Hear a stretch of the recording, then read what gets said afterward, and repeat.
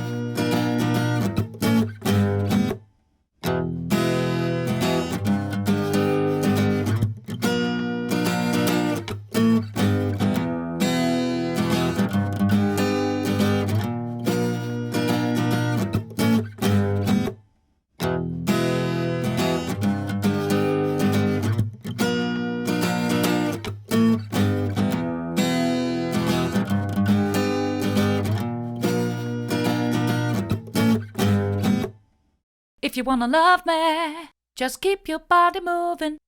If you wanna love me, just keep your body moving. If you wanna love me, just keep your body moving. If you wanna love me, just keep your body moving. If you wanna love me, just keep your body moving. All right, so for my thoughts, at the very beginning when I was doing the first preliminary testing, I felt that I thought at least that there was going to be maybe a little bit more difference as far as how it compresses and maybe like the character of it or something to that nature. Like, I don't know exactly what I was envisioning, but when I first did the tests compared to the plugins, all I could think about is, holy crap, these plugins are emulating very closely. And I wonder why I would ever want to go to an outboard sort of workflow and, create that extra work, for doing recalls with clients and having to do set up cables and worry about cables causing noise or, endless issues with outboard gear. But as I got further and further into analysis, what I found is that the bus compressor, you can see visually, it's allowing a lot of those transients to come through quite sharply. But what it gives back is it has this kind of nice open bounce, like very, very fluid reaction to compression, and sounds very open and just, I don't know exactly how else to describe it. But when you compare it to the plugins, the way I would describe it is they kind of sound like almost static.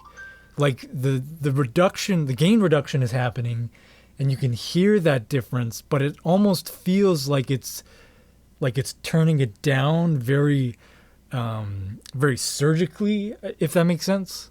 And it's not as much of an issue when it's the single instruments, like just light compression on the drums, even smashing on the drums. I think I would still probably be willing to use the plugins to do all that crazy smashing on drums. But the real kicker is with big full frequency music as a mix bus and master bus.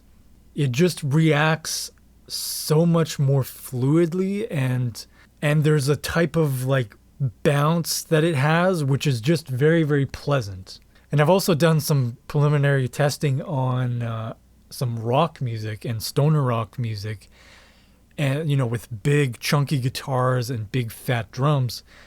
And on there, it was especially very evident as well. It's hard to describe, but I definitely have a preference for the warm audio bus compressor. Now, it's not like a crazy huge difference that I would run all of my bus compression through this and go through the hassle of printing the tracks and then, creating all this extra work. But overall, I have to say, I'm quite impressed. Early on, like I said, I was kind of getting cold feet and thinking I should just return this because I don't want the extra work for workflow reasons. I just paid a decent amount of money for this thing. I now have to fit it into my rack space. I now have to use extra cabling. All those things were kind of running through my head, but now that I've done enough tests, I've got to say I just can't get this sound with the plugins. So to me, that's worth it. I'm keeping it, and that's a wrap.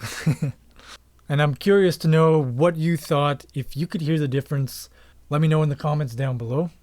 And sooner rather than later, I'll try and get a part 3 video out there where I actually go through a full in-depth review of the bus compressor.